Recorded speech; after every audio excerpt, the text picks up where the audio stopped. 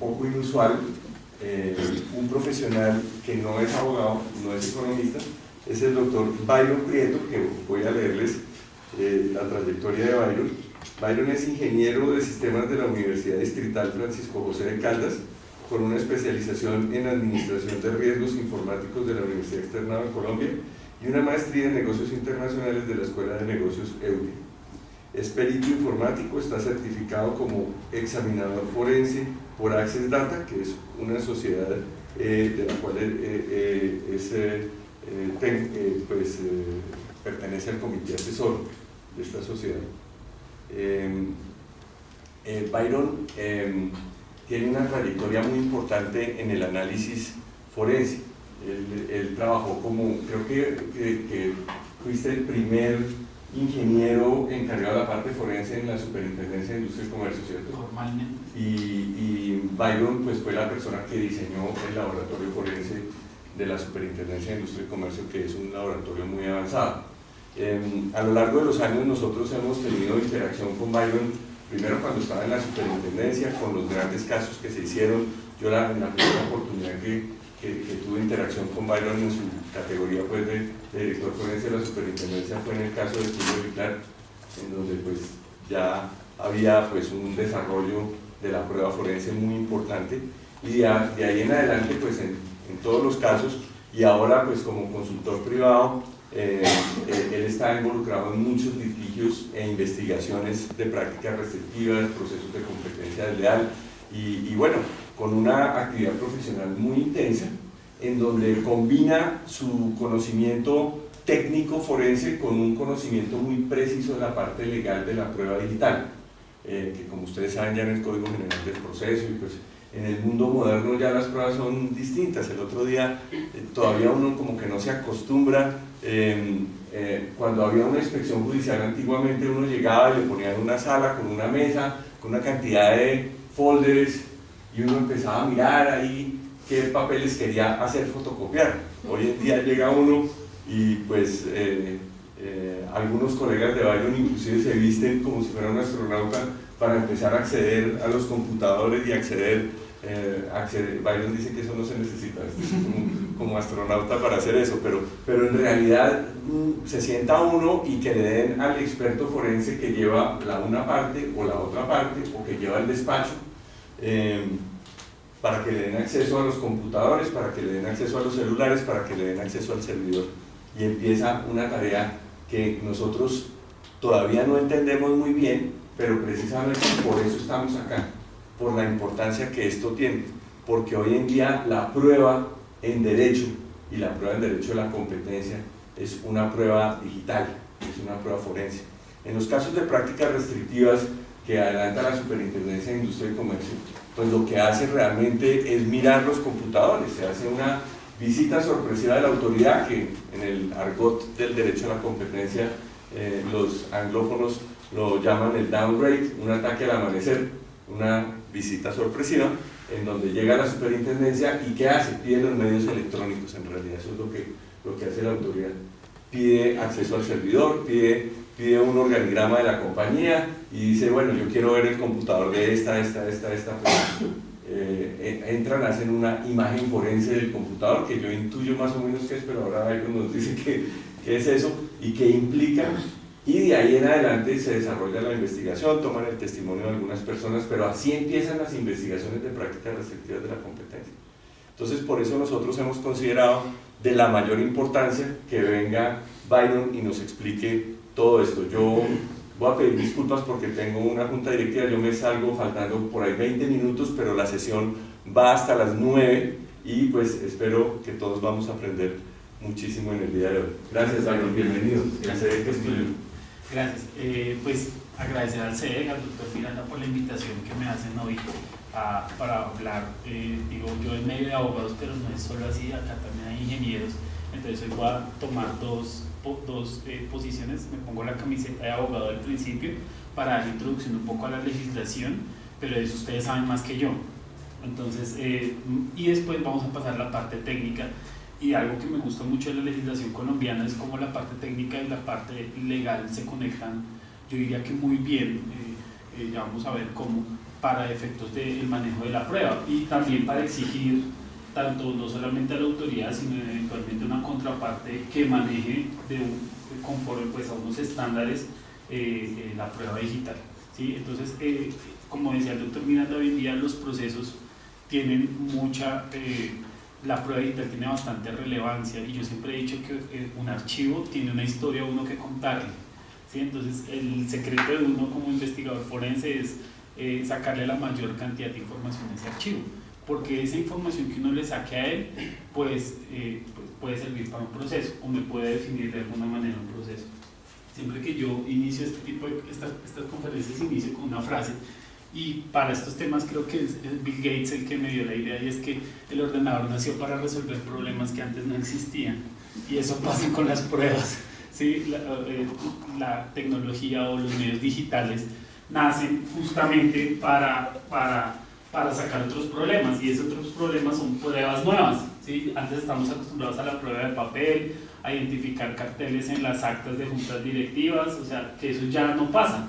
¿Sí? Los carteles hoy en día o cualquier conducta de alguna manera que no cumpla con algún régimen o lo que sea se identifican principalmente en computadores, en dispositivos electrónicos, celulares, inclusive en la nube. Uno puede encontrar información de ahí. Entonces el objetivo, y poco a poco creo yo que el futuro de los litigios es que un abogado tenga que de alguna manera respaldarse por un perito forense que le esté diciendo, le esté botando información, lo esté nutriendo al abogado de información para que él pueda hacer su estrategia legal.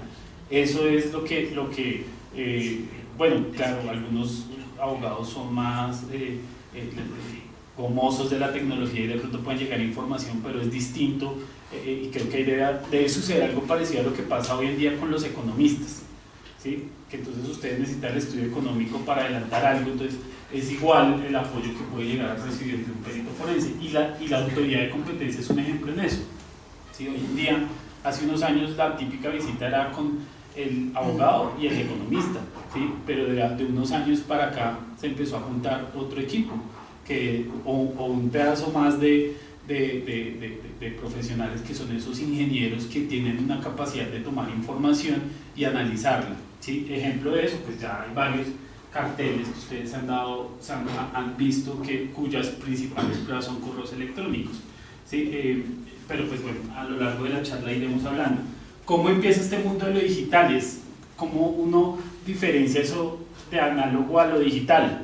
¿Sí? El concepto análogo, alguna vez un profesor que yo tuve de química decía que lo análogo es capturar algo que está en la naturaleza en un medio, ¿sí? Entonces uno capturaba ondas sonoras, una las capturaba en una cinta magnética que eso era el cassette. Entonces uno para poder leer el cassette le tocaba por allá yo me acuerdo con el esfero rebobinarlo o grabar allá las 88 en los 90, que pues tienen esa la edad, ¿no? Los que no son milenios, uno le tocaba grabar y capturar la información de las ondas sonoras y ponerlas en un medio digital, pero no era de ninguna manera traducido a unos y ceros, no existía en ese momento. Entonces ya después nace el MP3 o bueno, en formatos de este tipo, que lo que hacen es volver esa onda análoga, transportarla a unos y ceros. Eso es el concepto de lo análogo a lo digital. El VHS, por ejemplo, en los videos, ¿sí? Entonces, yo me acuerdo que a mi papá le tocó pagar mucho dinero para pasar un VHS a DVD, ¿sí? Eso era el video del matrimonio, por ejemplo. Entonces, era pasar de lo análogo a lo digital, era pues en su momento bastante complicado y era sofisticado de alguna manera. También en el mundo legal lo análogo existía. Pues volvemos al ejemplo de los papeles, la documentación, las fotografías. Lo análogo también aplica, por ejemplo, en las imágenes con la cámara fotográfica, que por allá la mamá le decía a uno, no abra la cámara porque me vela el rollo. Claro, es un medio, es una forma de capturar algo que está en el medio a través de procesos físicos y químicos. En el caso de las ondas sonoras, en el caso de la cinta, en el caso del papel de cámara. Entonces esa es la diferencia entre lo análogo y lo digital. Con lo digital tenemos un grave problema, o un gran reto diría yo, y es que lo digital es muy fácil de cambiar, ¿sí? A diferencia de lo análogo. ¿Cuánto le costaba a uno modificar una fotografía análoga? Era muy complicado en esa época. Yo me acuerdo que más o menos uno escuchaba los montajes y uno veía, no, que la foto del político con la monita retrechera, yo me acuerdo, yo no me acuerdo, entonces uno veía, es que hicieron un montaje, decían así, no, pues eso usó tecnología sofisticada para hacer ese montaje en el mundo análogo. Es muy complicado modificar información en el mundo análogo. O cuando a uno le costaba hacer, los DJs que querían hacer montajes en el mundo análogo, pues les costaba hacer la combinación, tenían que comprar máquinas especiales para combinar esos dos tipos de información, la información que estuviese en un audio y pasarla a otro, pues eso era complicado, ¿sí? Entonces en el mundo análogo toda la modificación era más complicada. En el mundo digital, en cambio, es muy fácil. ¿Cuánto se demora usted haciendo un meme?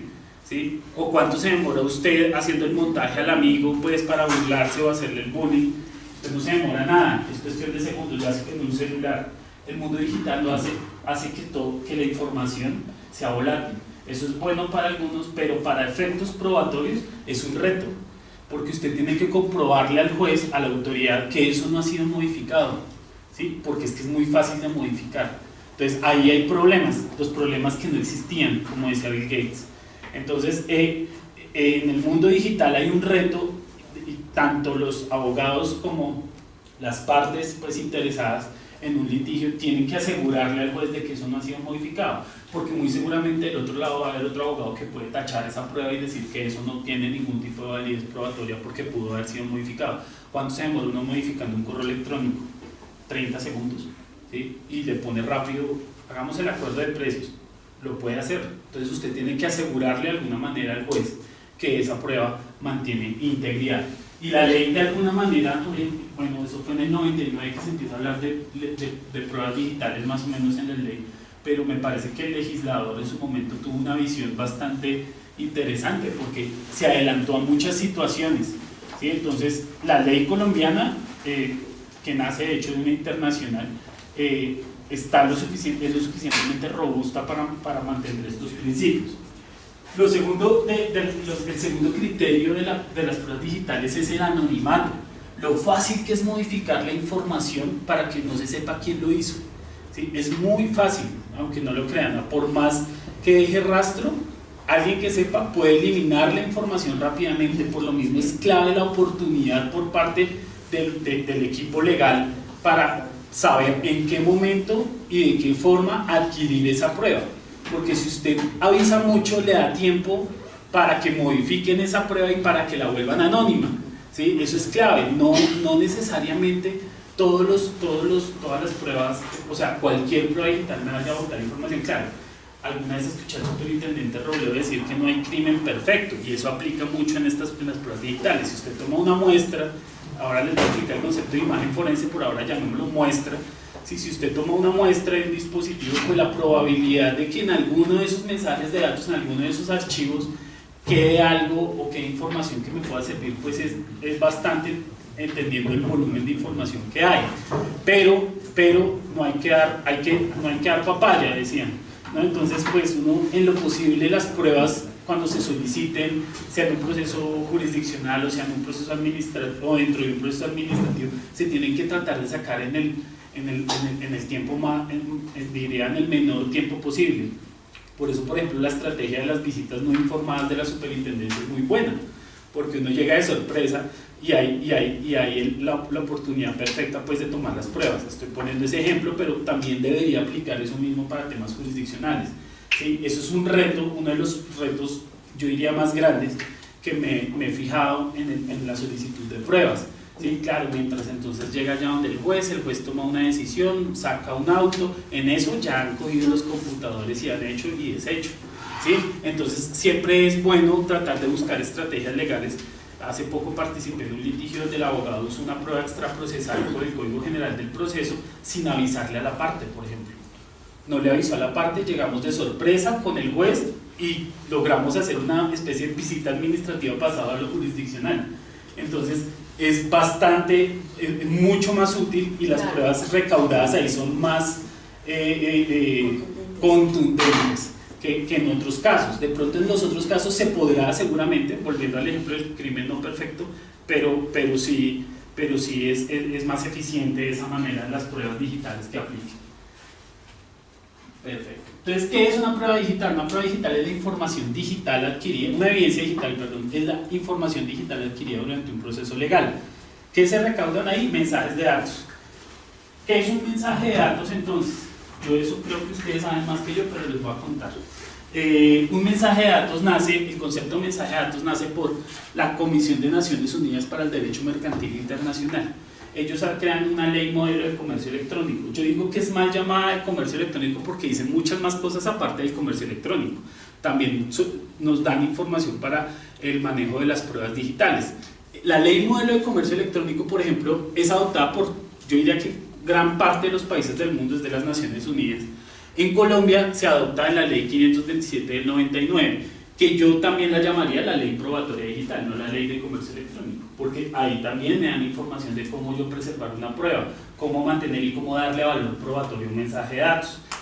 Pero por ejemplo en México se adopta esta misma ley, se adopta en el Código de Comercio y en el Código Federal de Procedimientos Civiles. ¿Sí? Ahí está dividida, la ley de comercio electrónico, un pedacito la meten en este lado, otro pedacito en este. En Colombia prácticamente, si uno se lee la ley modelo y la ley 527 es un copy y pega. O sea, yo me doy cuenta que hay más, ustedes leen y eso es, el artículo 9 es el mismo 11, por ejemplo. ¿Sí? Y así, el 2 es igual al 2 de la ley, de la ley 527, entonces prácticamente es lo mismo, pero esta ley 527, ya profundizando en Colombia, el artículo 2 de la ley 527 nos define un concepto que todo abogado debe usar. O sea, un abogado, creo yo, no se debe referir a un archivo. ¿Sí? El término archivo es para los ingenieros. El abogado debe referirse a un mensaje de datos. ¿Por qué? Porque la ley dice que un mensaje de datos es la información generada, enviada, recibida, almacenada o comunicada por medios electrónicos, ópticos o similares. ¿Sí? Entonces, ¿qué es eso? ¿Un archivo de Word es un mensaje de datos? ¿Quién me responde? Sí. Una canción en MP3 es un mensaje de datos. Sí. Un correo electrónico es un mensaje de datos. El archivo .zip que por dentro tiene mensajes de datos es un mensaje de datos. Claro, es un mensaje de datos compuesto. ¿Sí? Entonces, en todo eso hay información. Una imagen forense per se es un mensaje de datos, también es un mensaje de datos. Entonces, todo el mundo digital se empaqueta, o los unos y ceros se empaquetan en mensajes de datos. Que me dan información, que me pueden decir en qué formato está, que me puede dar muchos elementos pues, importantes para una investigación, como les decía ahora. Y entonces un mensaje de datos, pues ahí están todos los ejemplos, ¿sí? Los audios, los videos, los correos, los reportes de los sistemas de información. ¿Sí? Entonces uno va y dice, necesito usted, señor perito, que vaya a este sistema de información y me saque todos los reportes contables. Claro que ese es un mensaje de datos. Si lo exportó en un Excel, si lo exportó en un PDF, lo que sea, eso es un mensaje de datos y a eso se le tiene que dar valor probatorio. Si usted no se lo da, pues lo mismo. La contraparte sí se la va a poder tachar y va a poder decir, usted me modificó ese dato. ¿Sí? Y mientras tanto ahí le pide a que pensemos mal, hay que pensar siempre mal en los temas de investigación. Entonces, mientras tanto hay que le modifiquen la base de datos del sistema de información y listo. ¿Sí? Si usted se quedó sin prueba o la posibilidad de usted encontrar la prueba va a ser mucho más baja. ¿Sí? Entonces esos reportes son bastante importantes. Es que nos reímos porque pues uno dice al principio de buena fe no está en la Constitución. Bueno, pero pues, sí. El tema por ese no. Pues no, o sea, pues el principio de buena fe está en todos lados, sí, pero pues, o sea, hay que pensar mal.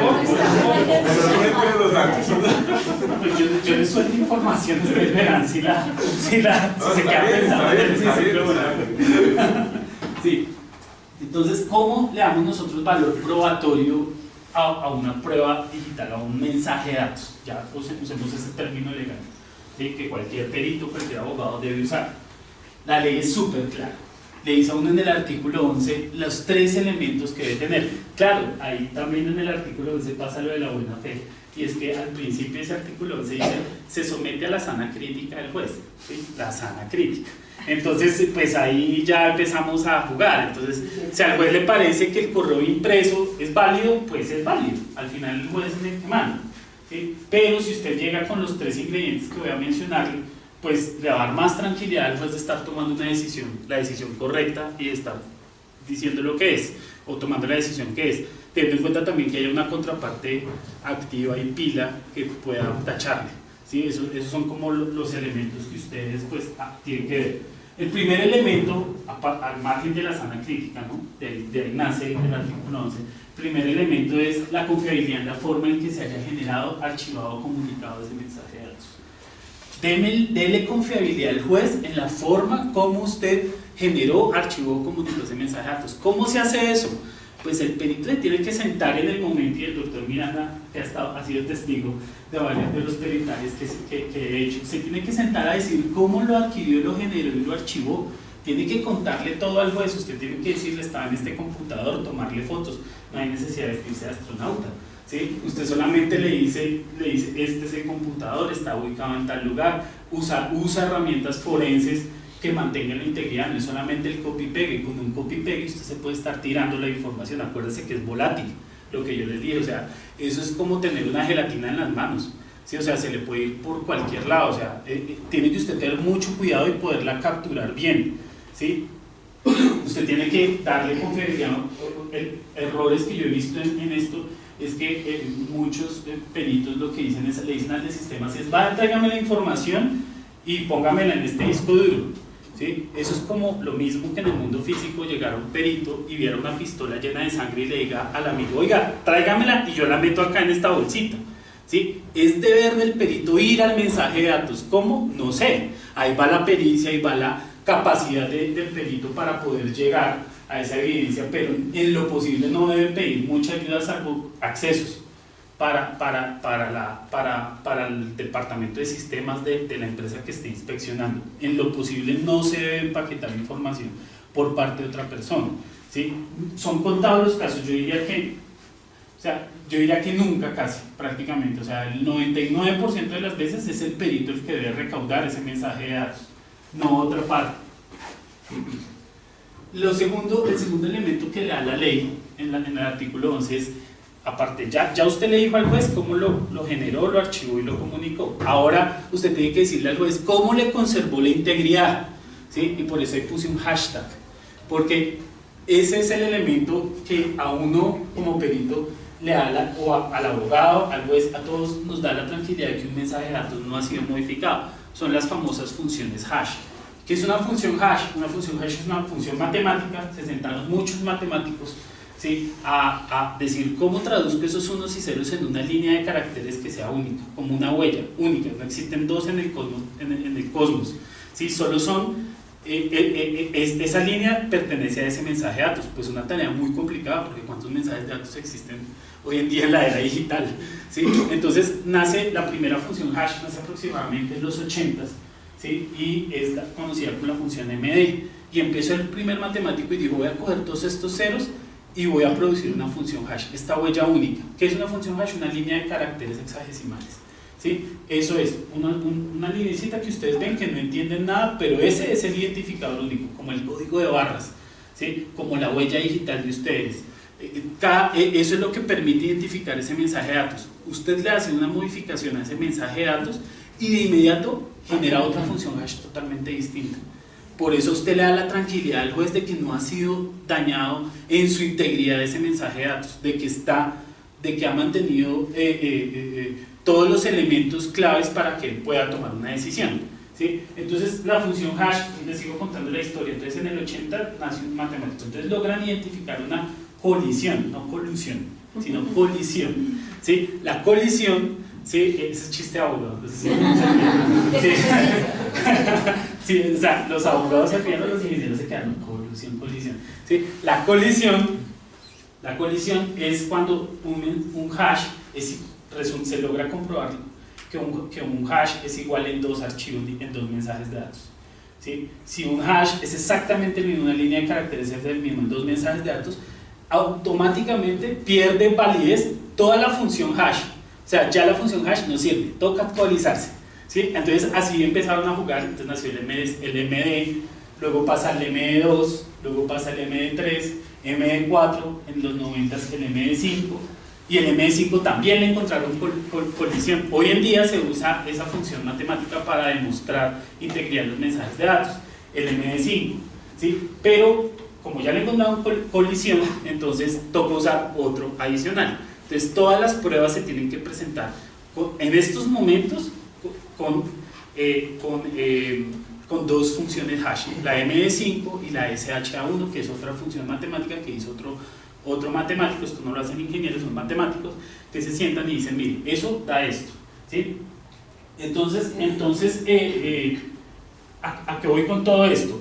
Los mensajes de datos, si me dejan ustedes dar una definición, que creo que la tengo acá, no estoy seguro, creo que no, una definición, hace poco yo di una, no hace poco, hace un montón de años,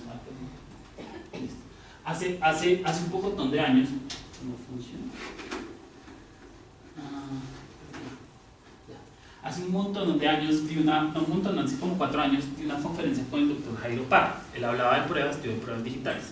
Y el doctor Jairo Parra se paró y dijo, no, el ADN, hablando de tecnología, gracias a la prueba de ADN podemos identificar a los padres, pues, de que un papá es el papá de un hijo, y por eso le podemos clavar, pues, multas de alimentos o demandas de alimentos, lo que sea, gracias a la prueba pericial, ¿sí? Hablando de la prueba de ADN. Cuando yo pasé a hablar de los mensajes de datos, yo dije, el hash es una función ADN, pero es como una prueba de ADN, pero volátil, cambia en el tiempo, porque en el momento en que identifiquen la colisión, tengo que pensar en otra función matemática, o sea, me tengo que estar actualizando, ¿sí? En estos momentos y durante los últimos 5 años, esas dos funciones hash son las que han reinado, pero este año ya Google encontró una colisión en la función SHA1.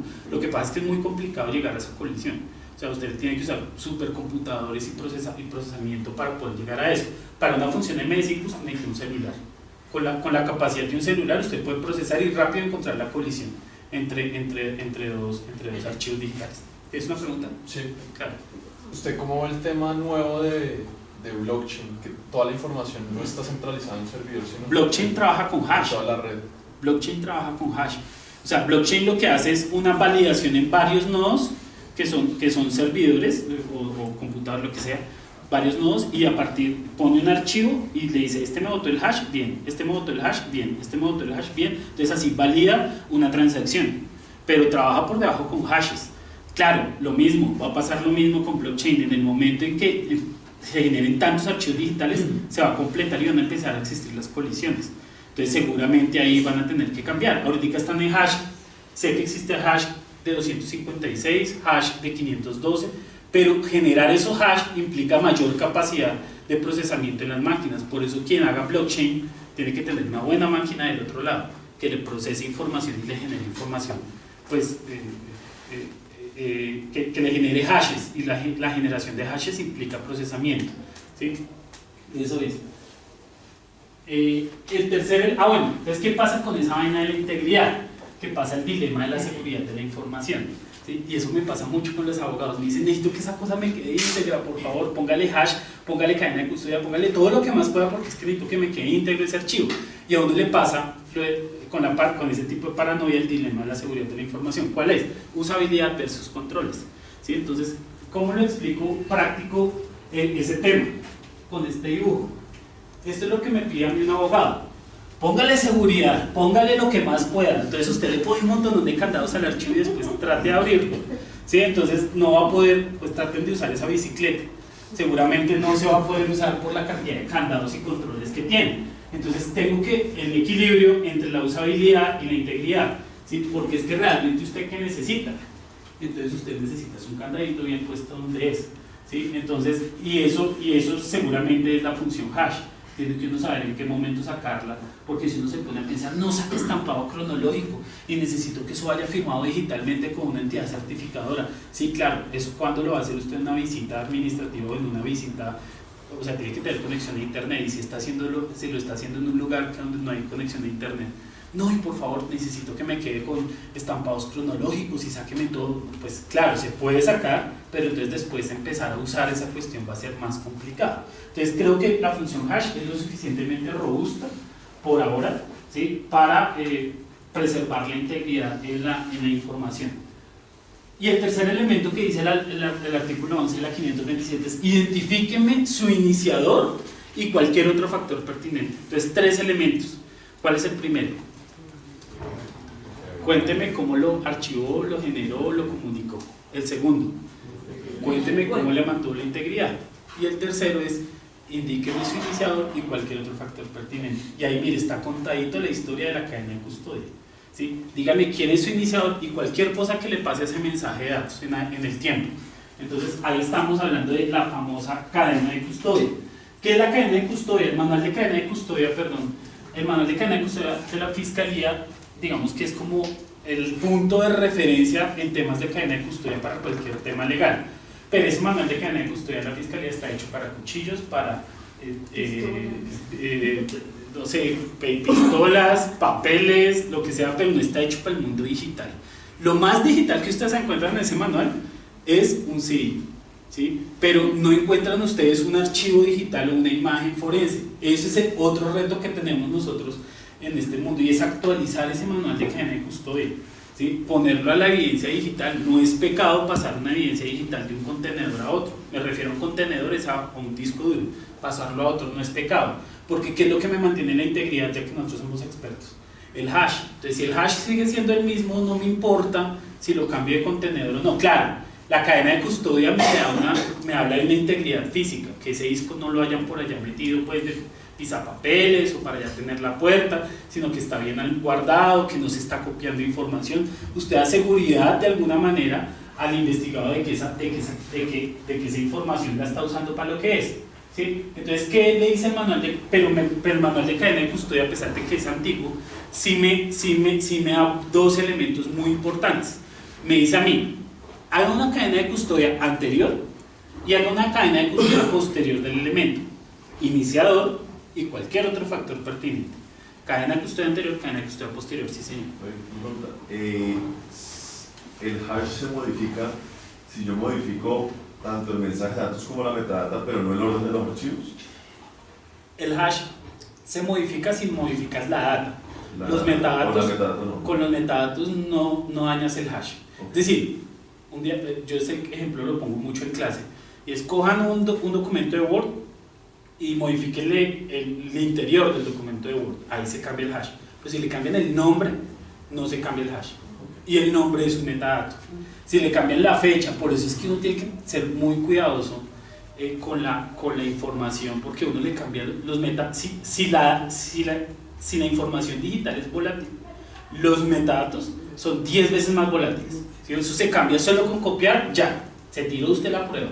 Entonces usted tiene que usar, por eso les decía que la forma en cómo archivó, comunicó en el punto 1, usted tiene que decirle bien al juez cómo lo sacó, ¿sí? Y de ahí en adelante usted se carga una cruz. O sea, yo siempre que venía con los discos duros de visita administrativa en la SIC, y también ahora en las diligencias judiciales, yo traigo esos cargar una cruz. O sea, eso es una responsabilidad muy berraca la que usted tiene ahí, de que no se me modifiquen los datos, de que cada vez que yo hago una copia lo haga de manera responsable y usando herramientas correctas, bloqueadores de escritura, unas herramientas físicas con las que no quiero enredarlos porque son demasiado ya técnicas, pero sí digamos que este elemento a uno lo tiene que mantener. Entonces el hash solo se modifica si modifica la data, ¿sí? No los metadatos, no si mueves un archivo de lado a lado, no pasa nada, ¿sí?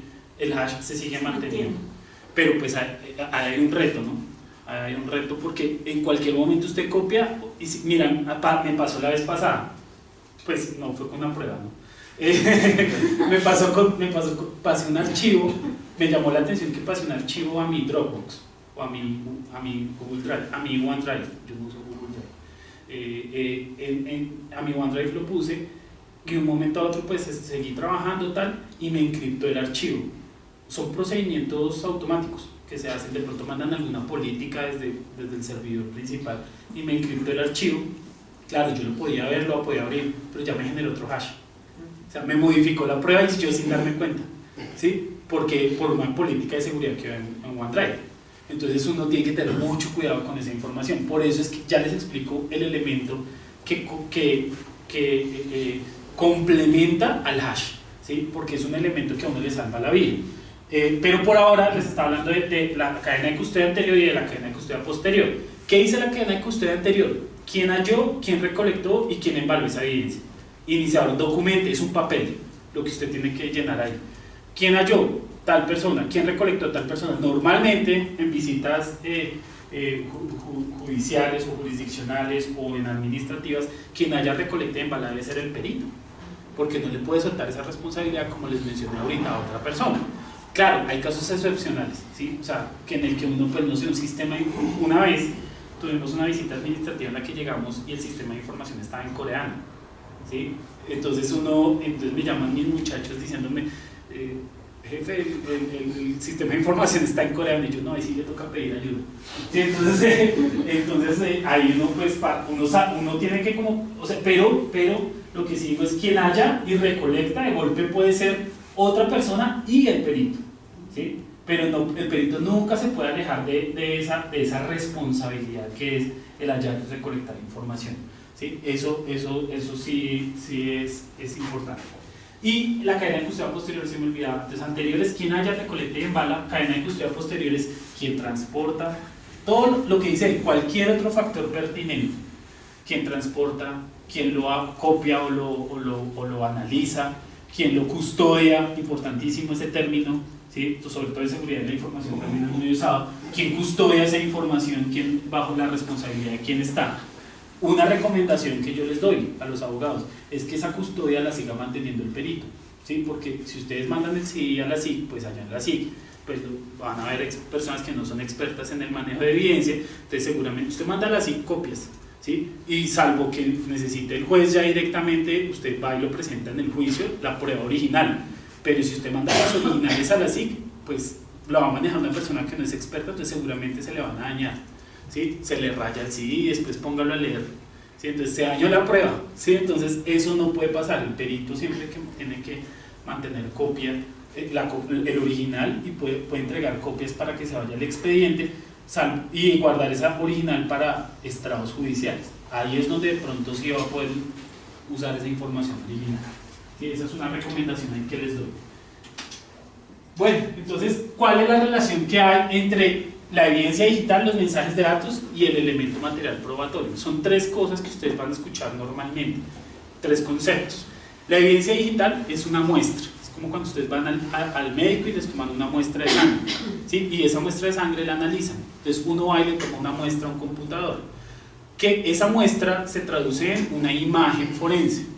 Existen dos tipos de imágenes forenses completas y imágenes forenses parciales, ¿sí? Usted puede tomar una imagen de todo el computador, de toda la superficie del disco duro, de todo, o también puede tomar de solo una parte. No necesito más sino una muestra, o sea, usted no le tiene que sacar toda la sangre, sino solo un pedacito de sangre. Con eso es suficiente para yo tomar una. Ahí va también, es muy importante la pericia del ingeniero o el perito informático que esté sacando esa información, porque uno tiene que saber a dónde está la información que necesita el abogado. Miren cómo estos dos se tienen que estar hablando a toda hora, ¿sí? El abogado y el ingeniero tienen que tener una comunicación fluida, ¿sí? Es más, recomendación, porque es que a veces a uno los abogados ya lo meten cuando ya se pidió la prueba. Mire, ya pedí esa prueba, hermano, vaya para esa prueba anticipada. Y uno le piden, uno ve la prueba y es más o menos llévese toda la empresa, ¿sí? Y uno, pues esos volúmenes de datos, analizarlo, pues va a ser muy lento el proceso, no va a demorar 1 año o 10 años, no sé, revisando toda esa información y todo lo que usted quiere. Entonces es muy recomendable que antes de pedir una prueba ustedes llamen al perito y le digan, yo necesito esto, ¿por dónde me voy?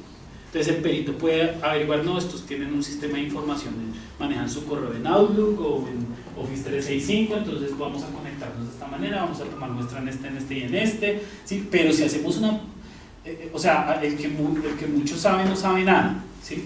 Entonces si uno toma una muestra muy grande y muchísima información al final, pues seguramente las pruebas, y volvemos al mismo problema de la paranoia de necesito llevarme todo lo que más pueda y tratar de sacar la información, no tiene que ser más, ir al punto, certero, ese es el concepto, ir al punto y en vez de investigar esos elementos. Entonces una evidencia digital es la muestra, en la muestra pues hay muchos mensajes de datos, ¿sí? Si esa muestra yo la proceso, ¿y qué es el procesamiento? ¿Sí? Siempre me preguntan los abogados o muchos clientes me han preguntado, usted habla de procesamiento y qué es eso, pues es simplemente ponerle una imagen forense a un supercomputador ¿sí? Y el supercomputador lo que hace es leer cada uno de los unos y ceros y decir, uy, esto es información borrada, la recupero.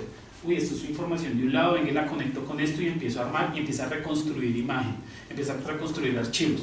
Eso toma tiempo, porque el computador tiene que hacer eso, se tarda 2, 3 días, 4 días, 5 días, una semana, meses, tardamos en varias evidencias en la superintendencia en su momento, ¿sí? Entonces el procesamiento es de alguna manera organizar la información, que el mismo computador diga, esto es un archivo Word, esto es una presentación, esto es un correo, además es un correo de tal persona, que lo indexe, que usted puede usar palabras clave después para llegar, o vectores de investigación, que es el término correcto, para llegar a ese mensaje de datos. ¿Sí? Entonces eso pasa por un procesamiento, ahí hay menos mensajes de datos y finalmente pasa un análisis y ahí ya llega el correo puntual. Cuando usted llega al correo que dice hagamos este acuerdo anticompetitivo, ¿sí? O en el caso jurisdiccional hagámosle daño a esta empresa o afectemos a esta empresa o me caen gordos, no sé, o hagan un descrédito, bueno, algún término legal que ustedes saben mejor que yo, ese es el elemento material probatorio, no es toda la evidencia digital. En la evidencia digital está el elemento material probatorio, pero lo que usted muestra al final en la resolución, en el informe pericial, en lo que sea, es ese elemento material probatorio. Y es una referencia cruzada, por decirlo de una manera, usando Word como ejemplo, a la evidencia digital, ¿sí? Si ustedes ven por lo menos la resolución de azúcar, ¿sí? O la de, también aplica para pañales, la resolución de multa de azúcar, y ustedes leen el correo abajo, hay unas cosas que ustedes de pronto dicen, ¿y eso para qué lo puso la superintendencia? Es una pie de página donde dice, ese correo electrónico está en este lado, ¿sí? O sea, está en tal lugar, en tal evidencia, ¿sí? De ahí lo sacamos, está. Usted tiene que tener la capacidad de decirle a la contraparte, ¿sí? Poderle decir a la contraparte, mire, ese mensaje de datos está ubicado en tal lugar, estaba en el escritorio, estaba en mis documentos, carpeta tal, carpeta privados, carpeta quiero dañar a mi competidor, ¿sí? Entonces ahí estaba en esa carpeta. Usted tiene que tener la capacidad de decir exactamente la ubicación del elemento material probatorio. Listo. Pueden hacerme preguntas en medio. Y ahí, en medio de eso, ahora sí me pongo la camiseta de ingeniero, ¿sí? Entramos al mundo de la informática forense. Por culpa de ese artículo 11 de la 527 es que yo tengo trabajo, ¿sí? Entonces siempre he dicho, es el que me ha dado de comer los últimos años. El artículo 11, gracias al artículo 11 tenemos nosotros que empezar a usar protocolos de informática forense para demostrarle al juez que estamos haciendo las cosas bien. Y la informática forense no es solamente un computador, el doctor Miranda ya se dio cuenta, no es solamente información que haya en un computador, existen muchos otros dispositivos en donde uno puede tomar información y donde uno puede sacar la información a los mensajes de datos y que me cuenten historias. Existen 5 tipos de informática forense o 5 divisiones de la informática forense. Voy a empezar por la más fantasmagórica, que es Live Forensics. Es lo que ustedes ven en CSI Cyber, que entonces se conecta y entonces estoy viendo al hacker cómo se mueve, se movió por este servidor, entonces pasó por este, entonces monté un honeynet y entonces el honeypot entonces me está tomando información y entonces estoy almacenando la información de él y entonces ya sé dónde capturarlo, está en el Marriott de Florida, ¿sí? O sea, entonces uno ya sabe, ese es el Live Forensics, existe, lo que pasa es que es muy difícil de sacar, ¿sí? Se necesita una capacidad de procesamiento y unos peritos que tengan mucha capacidad de generar trampas para que el hacker o la persona que está accediendo de manera abusiva a un sistema informático pues me deje rastro, ¿sí? Ese es el primer pero en ese también me va a generar mensajes de datos, en ese también le tengo que yo dar valor probatorio a esos mensajes de datos, ¿sí? El log por donde pasó el log es el registro por donde pasó el hacker, o el registro del firewall para cuando uno ve el momento en que entra desde tal IP. Entonces todo eso es prueba digital, todo eso es prueba digital y uno tiene que darle valor probatorio porque por más genio que usted sea, ¿sí? Y eso me pasó con unos ingenieros estudiantes míos que son muy inteligentes, lograron encontrar un acceso abusivo a un sistema informático pero no me mantenían el valor probatorio del mensaje de datos. Entonces yo les dije, pues eso es como tener la mamá, pero, ¿sí? Entonces, o sea, le falta el pedacito, ¿sí? Entonces eso es bien importante y sobre eso también hay que mantener valor probatorio, tiene que ser riguroso, ¿sí?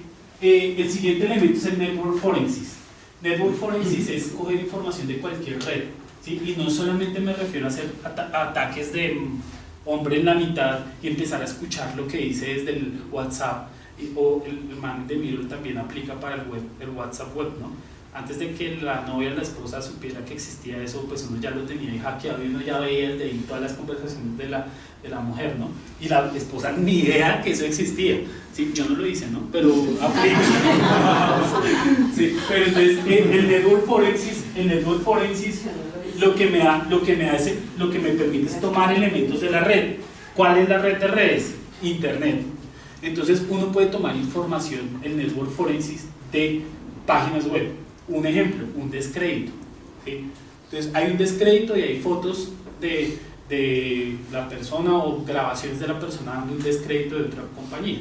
Y usted dice, ¿yo cómo preservo esa prueba? Pues ahí es donde buscan a un perito forense que vaya y le tome información, le tome la muestra y saque esos 3 pasos que les acabo de mencionar. Entonces el network forensis es ese tipo de información. Ahorita les pongo un ejemplo de network forensis bien bonito. Computer forensis, que es el más conocido, que es vamos a coger computadores, a sacar información, imágenes completas, parciales y empezamos a sacar de ahí. Mobile forensis, en celulares. En celulares no es lo mismo que en computadores, ¿sí? Ya estamos acostumbrados de pronto a que los que hemos tenido visitas de la SIC ya sabemos que la superintendencia va y saca computadores, pero en los celulares aplican muchos otros elementos que hacen que la información sea más volátil o simplemente no se pueda recuperar. Empezando por el tipo de almacenamiento, se almacenan en discos de estado sólido. Entonces el disco de estado sólido no me bota la misma información ni me almacena la misma información por la misma cantidad de tiempo que un disco duro tradicional. Entonces ahí sí que necesito yo tener rápido el celular antes de que la información se vaya, ¿sí? Entonces seguramente, y claro, he escuchado de varios casos de la superintendencia, ha podido por lo menos recuperar información de WhatsApp, información de fotos o cosas así, se puede recuperar. El tema es que tiene que ser muy rápido, porque se pierde rápido la información en el mobile forensics. Y hay otros elementos de los cuales ya hablaremos. ¿Por qué? ¿Porque se sobreescribe el aparato?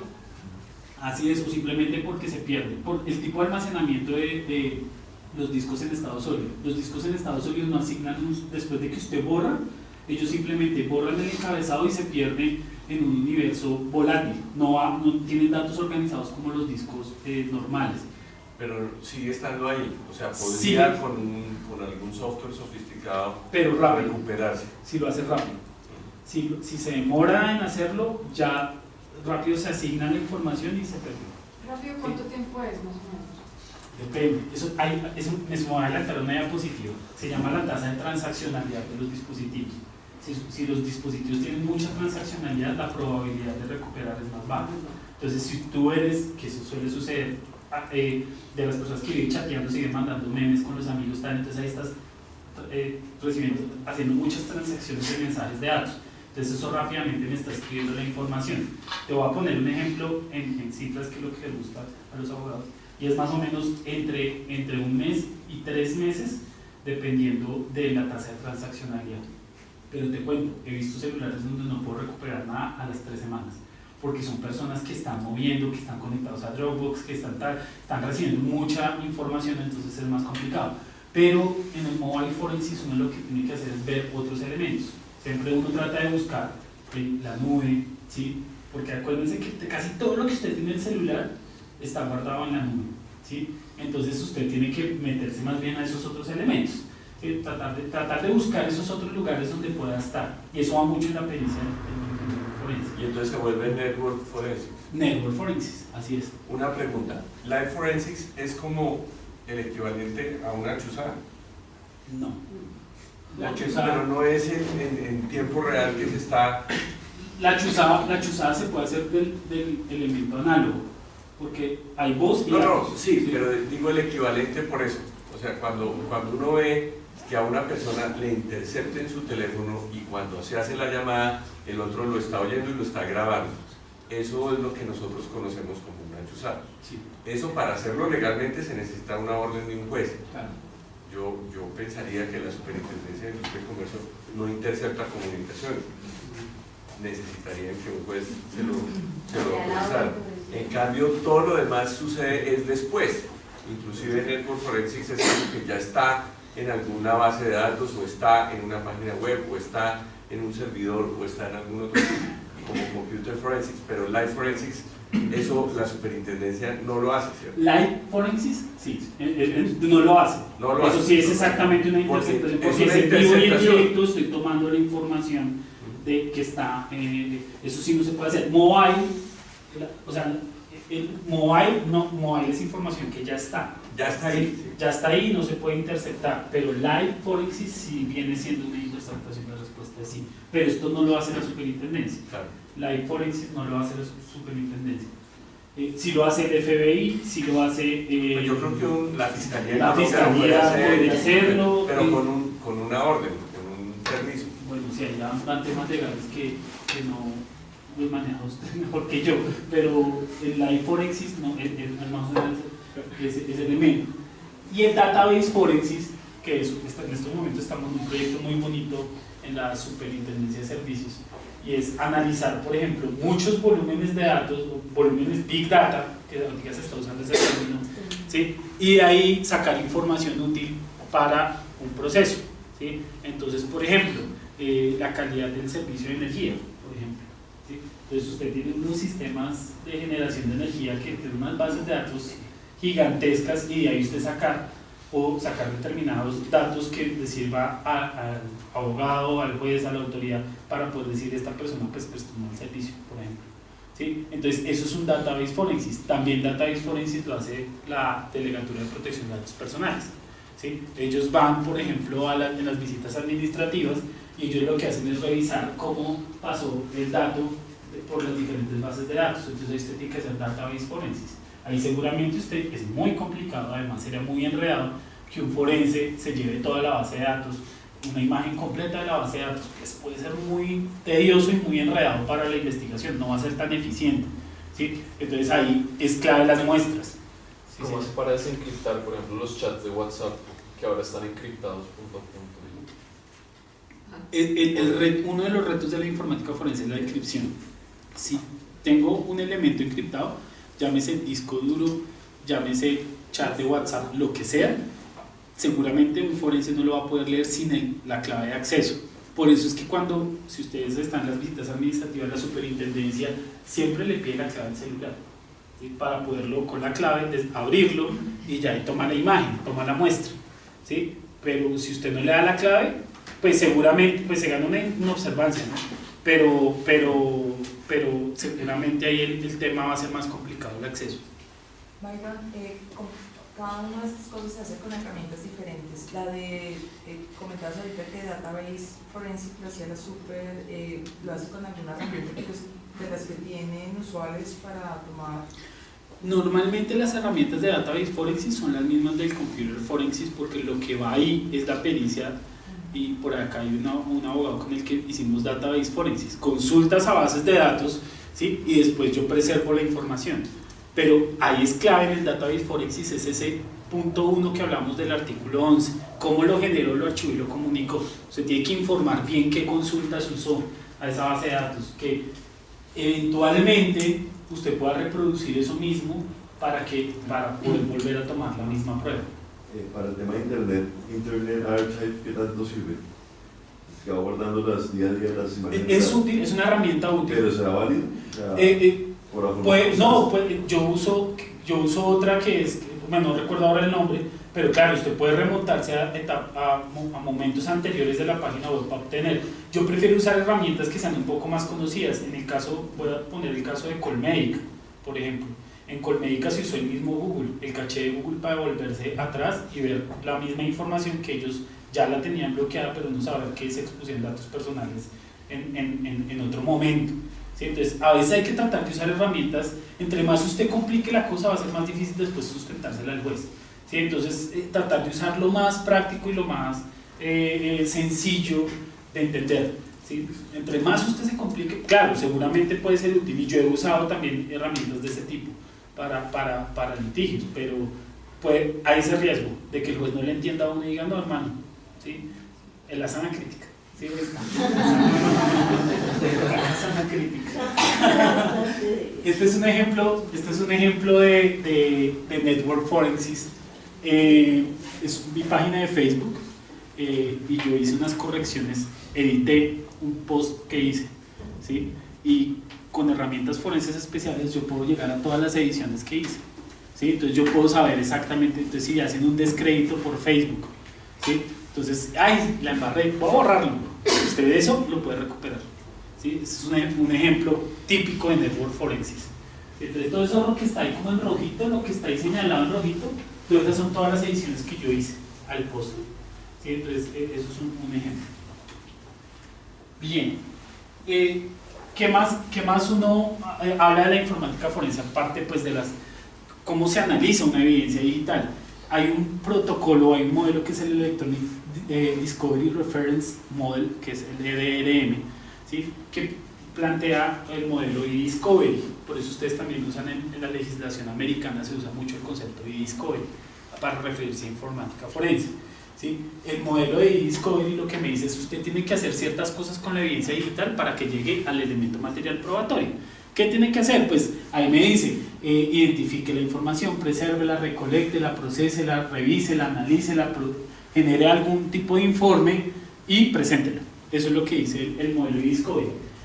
Yo lo sinteticé, me tomé el trabajo de sintetizarlo y hice hace poco un paper que va a salir en diciembre acá con la Universidad Javeriana, en el que yo dije pues esos pasos son solo 3, son 4 y se pueden volver 3. 4 para los casos en donde el trabajo es colaborativo, donde yo necesito que un abogado o un economista vea los correos electrónicos porque no tengo ni idea si eso es un acuerdo anticompetitivo, ¿sí? Por ejemplo, entonces si hay trabajo colaborativo son 4 pasos. 1, adquiera. 2, procese. 3, ponga a disposición del profesional para que lea, ¿sí? Y 4, investigue o analice, ¿sí? Siéntese a leer la información, son 4 elementos. Ese es el protocolo que se hace por lo menos en la SIC, ¿sí? Porque es que uno no tiene ni idea, pues, por ejemplo, uno no sabía el FEPA cómo funcionaba. Entonces uno simplemente lee un montón de correos y que lo leyera un economista o un abogado que ellos sí sabían para qué era eso, ¿sí? Entonces ahí es un trabajo colaborativo, ¿sí? Multidisciplinario. Entonces, y hay otros casos en los que ya la investigación es directa, que ya es cuando uno, por lo menos los casos jurisdiccionales, que ya es de un perito que tiene que adquirir, procesar e investigar de una vez. Yo tengo que poner a disposición un año, ¿sí? Entonces, en esos trabajos que son directos o no, que no son colaborativos, ahí sí solo se aplican 3 elementos, el modelo API, el API con doble P, ¿sí? Esos son los 2 elementos. ¿Y qué son los metadatos? Pues entonces ahí, eso es lo que me cuenta la historia del mensaje de datos, ¿sí? Y a mí me ha servido muchísimo los metadatos para investigaciones, ¿sí? Para saber, por lo menos una foto a uno le cuenta mucho, ¿sí? Una foto a uno le cuenta dónde fue tomada, la fecha, uno puede saber con qué dispositivo fue tomado, ¿sí? Todos esos elementos.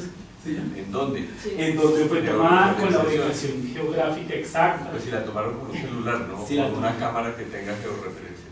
Exactamente. O sea, cada mensaje de datos me cuenta una historia. Si es una cámara que no tiene georreferenciación, pues me contará otra historia. Me dirá las fechas, me dirá de golpe si hubo ediciones, me dirá también ese tipo de elementos, pero no me dirá la georreferenciación.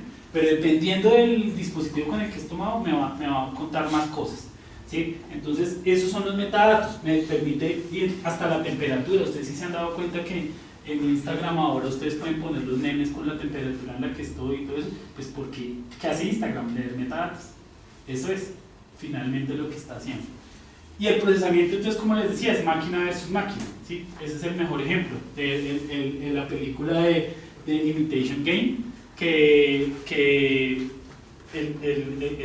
se me olvidó el nombre, Alan Turing, lo que hace es poner 2 máquinas, una máquina a identificarlo, a descifrarle el código a la máquina Enigma de Hitler, ¿sí? Es exactamente lo que uno hace en informática forense en el procesamiento. Uno coge una imagen y se la pone a una herramienta para que ella misma me empiece a descifrar, a recuperar información borrada, todo eso, y ahí uno la deja trabajando. Entonces los abogados nos dicen, pero ahí está, ¿cuánto se va a demorar? No, que usted está procesando, déjela, ¿sí?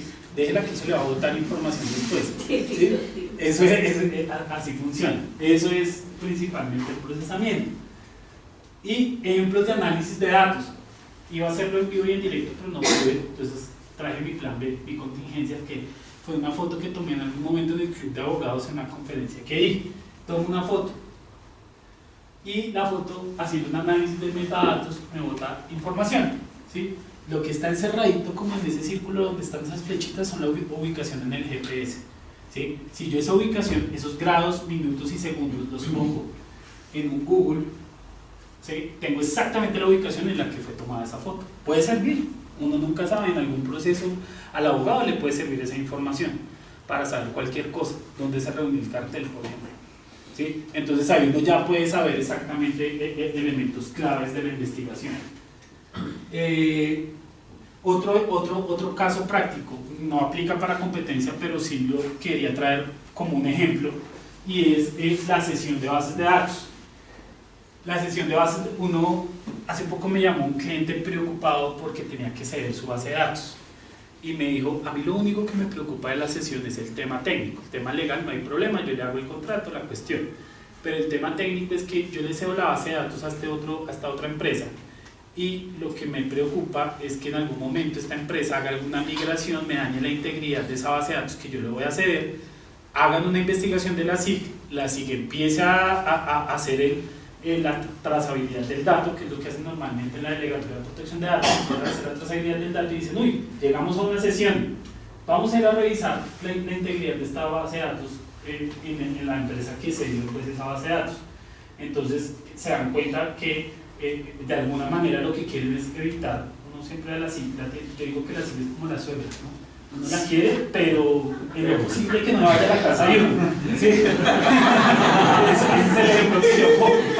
A la casa no llegue, ¿sí? Pero la quiere, ¿sí? Entonces es igual, ¿no? ¿Sí? Entonces uno tiene que evitarlo. Entonces esta empresa me decía, sí, yo quiero de alguna manera demostrar que yo le mantuve la integridad a esa prueba y evitar a lo máximo que la SIC venga. Entonces, ¿cómo uno puede mantener la integridad? Artículo 11 de la ley 527. Entonces uno saca imágenes, levanta y uno le entrega junto con la sesión una cadena de custodia que tiene la empresa diciéndole, mire, mi información acá está custodiada. Llega la SIC, mire, acá estaba la empresa. No, en efecto, acá sí le estuvo mal, fue un problema de la otra empresa que en un momento que hizo una migración y no se dio cuenta, entonces cambió unos datos, entonces si es culpa de la empresa, multemos a la empresa, ¿sí? Entonces pues ya usted de alguna manera se libera de responsabilidades en esta sesión de bases de datos. Esa es aplicación de evidencias digitales. Este es el ejemplo que tú me dices ahora de la tasa de transaccionalidad. Eso depende de la tasa de transaccionalidad del dispositivo, ahí va. Ok, ¿en qué momento debo usar el análisis forense? Siempre que el análisis forense se debe usar siempre para sincronizar tanto el elemento legal como técnico. Es decir, en todo momento yo creo que un verdadero análisis forense fiable, certero, debe empezar desde que el juez, desde que al abogado se le ocurre tomar una prueba en un medio electrónico. Desde ese momento que se le prendió el bombillo y dijo, saquemos una prueba digital, desde ese momento debe haber acompañamiento por un perito forense. Desde ese momento, ¿sí? Y ahí en adelante hasta que se acabó el caso, seguramente porque lo van a llamar a estrados al perito y entonces le va a tocar sustentar, entonces seguramente hasta que ya estén en el final del caso. Entonces siempre tiene que haber un acompañamiento desde y algo que es bien importante es el uso eficiente de vectores de investigación, que era el ejemplo que les ponía ahora, que entonces mandamos, sáqueme una muestra de todos los correos enviados entre... no, me pasó hace poco, ya, me acordé. Entonces me dicen, sáquele el computador a Byron Prieto, sáquele la evidencia digital a Byron Prieto y use la palabra clave Byron Prieto. Pues todos los elementos me van a dar Byron Prieto, entonces ahí no estoy llegando, entonces el vector de investigación pues no me dice nada, ¿sí? Entonces seguramente el resultado de esa búsqueda van a ser, en promedio un computador tiene 2.5 millones de elementos. Entonces, pues no va a ser 2.1, 2.4, entonces busquen 2.4 elementos. Entonces, piensen que más o menos en los vectores de investigación lo que me permiten es en el mundo digital hacer búsquedas, ¿sí? Muy puntuales. Si yo me pongo a leer un computador, un solo computador, es como si ustedes tuvieran este cuarto lleno de expedientes.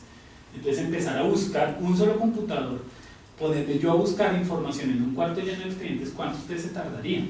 ¿Sí? Entonces usted tiene que tener claro, el computador en el procesamiento me va a organizar por orden alfabético, por estructuras, me lo va a estructurar pues ese cuarto, pero yo tengo que rápido llegar porque es que además ustedes tienen términos, ¿no? Entonces ahí eso es otro reto, ¿no? Entonces ahí tenemos que unos términos, entonces tengo que buscar, a propósito, los términos aplican mucho para esas copias que entregan ya cuando abren de investigación la superintendencia. Ellos no sé cuántos días dan, pero dan, póngale 10, yo no sé cuántos días sean. Dan 20. 20. Por ley. Bueno. En práctica restrictiva son 20. Son 20 días, en 20 días ustedes analizaron 30 computadores, 10 computadores que sacaron ese día de la empresa. Ese es un reto importante. Hay que empezar desde antes. De pronto.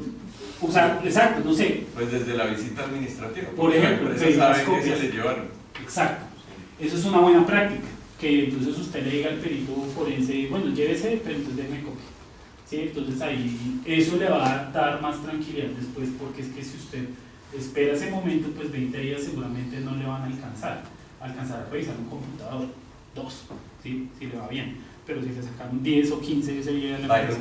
Hay herramientas informáticas para desarrollar los vectores de la investigación. Por ejemplo, hay algún software que le permita a uno, pues además del, yo digo por los computadores de OS que tenían antes, el buscador era un perrito, además del perrito o del sí, del intragoogle que tiene el computador, entonces decirle las palabras claves, acuerdo, amenaza, no sé, bueno, lo que uno diga uno es por ejemplo, estoy buscando reunión, estoy buscando si había un acuerdo anticompetitivo. Entonces uno pone reunión, pone los nombres de las personas con las que de golpe se reunieron. Esas son la lista de las palabras claves. Y se pone a buscar a mano, que es lo que nosotros podemos hacer. Yo pregunto, ¿un experto como tú tiene otras herramientas para organizar? Sí, esa información ya se puede organizar. Es más, una de las búsquedas, lo que pasa es que esto no está acabado de inventar, o sea, se está desarrollando modelos de learning machine para que salgan rápido ese tipo de elementos, pero ya hay cosas. O sea, ya usted pone por lo menos acuerdo y el mismo software le bota todos los otros complementos de palabra acuerdo que encontró en el computador. ¿Sí? Entonces acuerdo con, acuerdo A, bueno, acuerdo X, Y, Z, le empieza a mostrar otros complementos de vectores de investigación que le pueden complementar la búsqueda, para que no sea solo acuerdo que sale en un software. Sí, ese software lo o mezclar acuerdo con unas personas en particular que uno piensa que son las que posiblemente con operadores lógicos, por ejemplo, acuerdo con precios, acuerdo con la marca de un producto, acuerdo exacto. Con sí, ese tipo de complementos, el nombre de la persona. ese tipo de complementos sirve bastante, no una sola vector de investigación, sino más. Por ejemplo, si uno hace más complementos como todos los correos enviados de Alfonso Miranda a Byron Prieto con la palabra acuerdo, ese es un excelente vector de investigación. O sea, ahí ya es muy bueno, ya no voy a todo el cuarto, sino voy a un pedacito pequeño que está en una esquina. ¿Sí? Entonces, ese tipo de complementos porque no es solamente las palabras clave, y para es un error afinar la búsqueda, ¿no? Exacto, afinar la búsqueda, ese es el término correcto. Entonces, si uno usa un solo vector de investigación, seguramente va a ser más complicado, va a ser más demorado. Si uno dice, muéstreme todo lo enviado entre esta y esta persona en la fecha tal, ¿sí? Y con esta palabra clave, se reduce, ¿sí? el filtro y va a ser más eficiente la búsqueda.